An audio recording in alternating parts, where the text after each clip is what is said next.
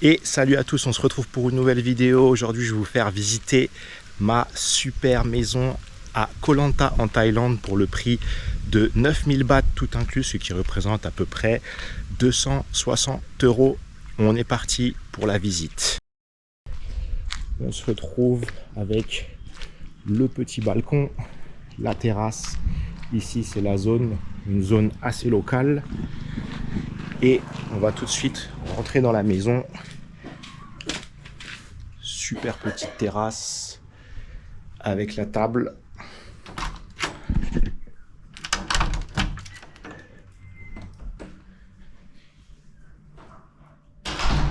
Et on se retrouve dans le living room, donc dans le salon. Donc tu vas voir, c'est assez minimaliste. Ici, j'ai juste un petit canapé, une petite table basse et un ventilateur. On a les vitres, donc qui sont assez modernes, tu vois.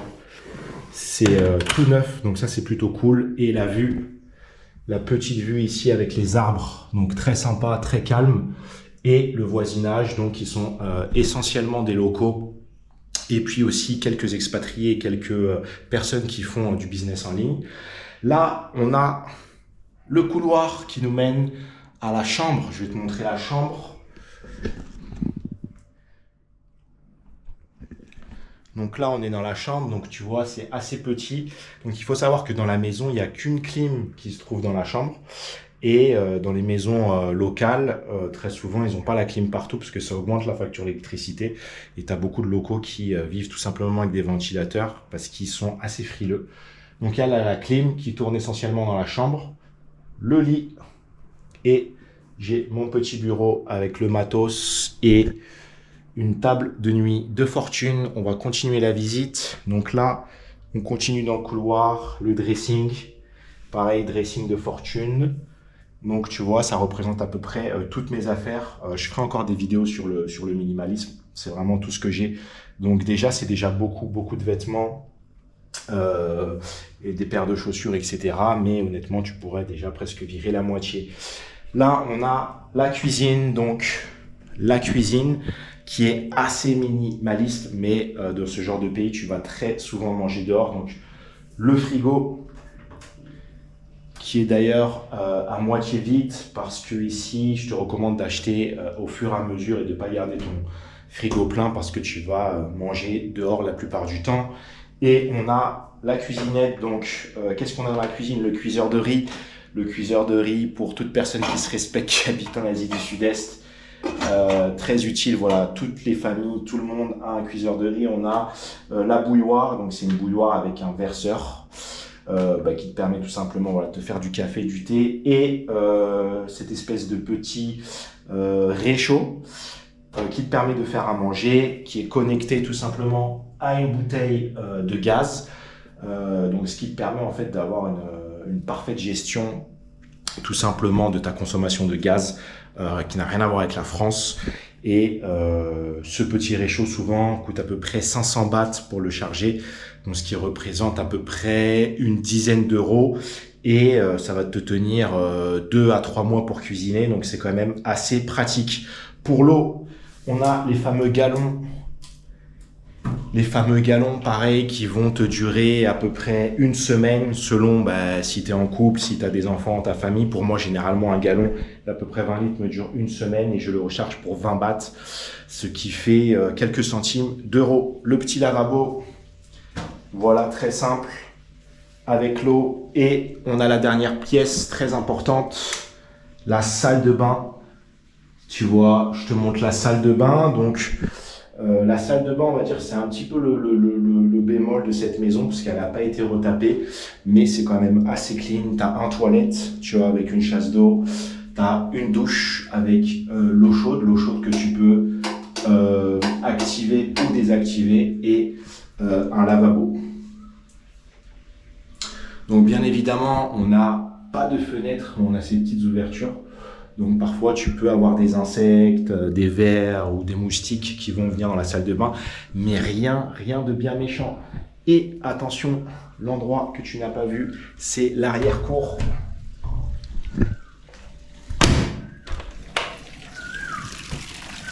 Voilà, avec en direct les voisins qui font le ménage. Je sais pas ce qu'ils font avec l'eau.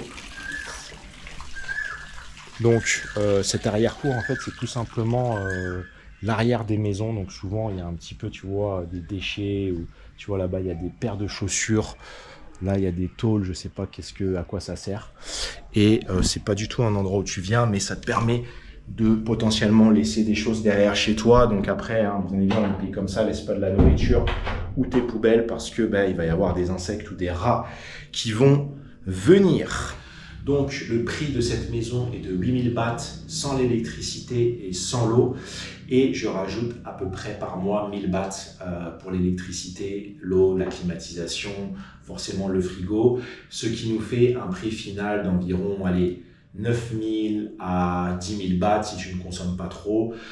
Ce qui représente en euros environ 250 à 275 euros mensuels, donc ce qui a un prix très compétitif. Il faut savoir que les prix en Thaïlande, les prix en Indonésie, les prix en Philippines, les prix au Vietnam et dans tous ces pays-là ont vraiment augmenté considérablement après la crise. Parce qu'il faut bien qu'ils remplissent les caisses après avoir été bloqués plusieurs années. Du coup, c'est toujours possible d'avoir un coût de la vie faible dans ces pays-là, mais il faut quand même savoir que c'est plus difficile d'avoir des hébergements très abordables, notamment pendant la haute saison. Donc je vais vous donner quelques conseils.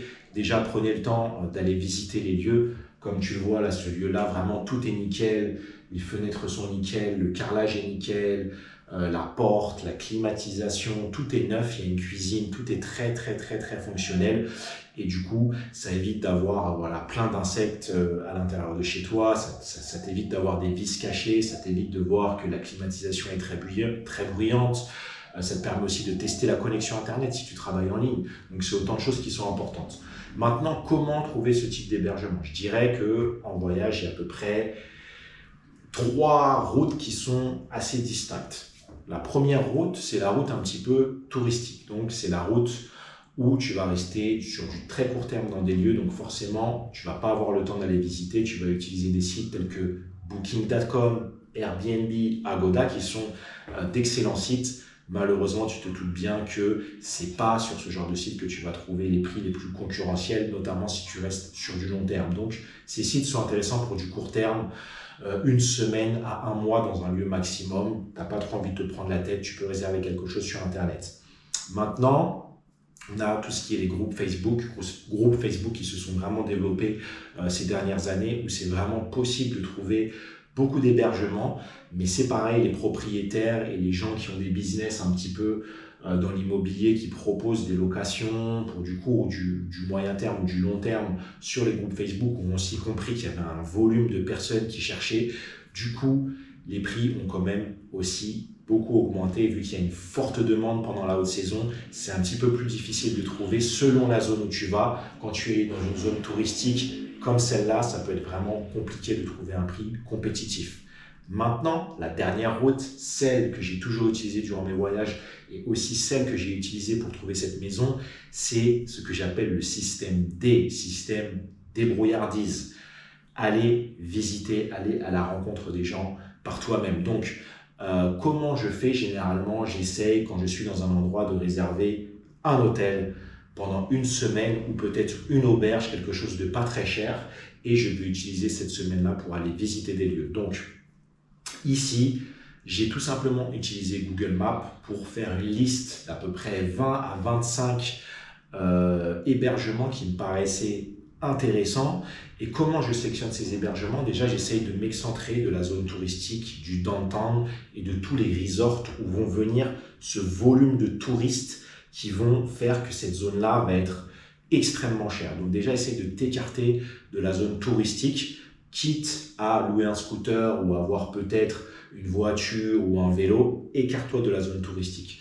Deuxièmement, essaye de sélectionner des hébergements qui ne sont pas surnotés sur Google. Aujourd'hui, les avis Google, ça veut tout rien dire, mais ça veut quand même dire quelque chose dans le sens où les gens qui laissent énormément d'avis sur Google, ça va amener encore plus de monde. Ce qui veut dire que pour les hébergements, les hôtels, les resorts, tu es sûr que tu ne pourras jamais négocier le prix et que tu seras toujours dans un endroit qui va être blindé, d'accord?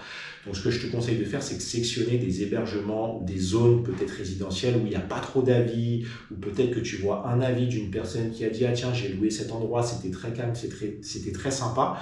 Et je vais te demander d'enregistrer ces lieux et d'aller tout simplement en fait visiter ces lieux par toi-même. Très souvent dans la partie à propos, tu as un numéro de téléphone. Et si c'est un numéro WhatsApp, si la personne est contactable sur WhatsApp, tu peux tout simplement envoyer un message pour demander est-ce que vous avez un hébergement, est-ce que vous avez des lieux à visiter. Et si les personnes te répondent, tu peux tout simplement avoir un rendez-vous avec ces personnes et aller visiter les lieux. Ce système D, il est un petit peu difficile parce que forcément, les personnes ne parlent pas toujours l'anglais, tu vas être victime de rejet, tu vas te présenter dans les lieux, tu ne vas pas savoir qui est le propriétaire, tu ne vas pas savoir qui est qui, mais ça peut quand même t'emmener sur des belles surprises. Tu vois, la preuve avec ce type d'endroit, c'est impossible de trouver sur Airbnb, sur Booking.com ou sur très peu de groupes Facebook. C'est du bouche à oreille, c'est du contact vraiment en réel. Il faut vraiment aller voir les gens, parler avec eux, négocier les prix, demander comment ça se passe. Et tu peux tomber sur des belles pépites. Après, en termes de paperasserie, ce genre d'endroit, c'est simple. Tu payes, tu as. C'est aussi une des raisons pour laquelle je ne vais plus en Europe, c'est que tout ce qui est hébergement, c'est très compliqué. Il faut laisser des cautions, il faut laisser des mois d'avance, etc. Lorsque tu vas te retrouver sur ce système un peu plus local, vraiment de transaction, tu vas payer pour la chose que tu veux et tu vas l'obtenir. Alors, c'est vrai qu'effectivement, de plus en plus dans ces pays-là, ils demandent des cautions parce que il y a des abus, il y a des personnes qui ne sont pas respectueuses, qui cassent et du coup, ça crée des dommages pour les propriétaires. Mais de manière générale, c'est jamais des très grosses cautions et ils ne te demandent jamais des 2-3 mois de loyer d'avance comme ça peut être le cas en Europe. Donc ici, par exemple, j'ai pas de caution. Mais je suis tout seul, ils ont vu que je faisais pas la fête, je ramenais personne, je travaille essentiellement. Donc du coup, je paye mon loyer, j'ai pas de mois d'avance, j'ai un accord qui a été verbal, ils savent que je reste plusieurs mois. Et en toute expérience, c'est très rare de te faire déloger dans un endroit comme ça si tu te comportes bien parce qu'ils vont préférer avoir quelqu'un qui vit, peut-être que tu es en couple, peut-être que tu es avec tes enfants, qui paye son loyer, qui fait pas de bruit, qui est discret. Et du coup, ça arrange tout le monde, d'accord? Donc voilà pour cette petite visite. Dis-moi dans les commentaires qu'est-ce que tu penses de ma maison. Dis-moi si tu penses que c'est trop cher, pas assez cher, si le tarif pourrait être négocié à la baisse. Chose sûre, c'est que dans tous les pays où tu vas, le fait d'avoir des connexions locales va vraiment te permettre d'avoir des meilleurs prix. Et si demain, j'ai une copine taille ou une femme taille, il est sûr que je ne paierai pas 8000 bahts, mais très certainement la moitié de ce prix, donc 4000 bahts, parce que ça sera elle qui négociera. Et le fait d'avoir une locale avec toi, ça va un petit peu encore plus t'intégrer. Mais je trouve que c'est quand même un prix qui est très très concurrentiel, surtout pour des zones très touristiques. Donc voilà, sur cette chaîne, on aura des vidéos assez diverses et variées, des vlogs, des immersions, des vidéos de voyage, du cinématique. Je vous en dis pas plus, n'hésitez pas à vous abonner, de mettre un petit pouce bleu et je vous dis à très bientôt pour une prochaine vidéo. Peace.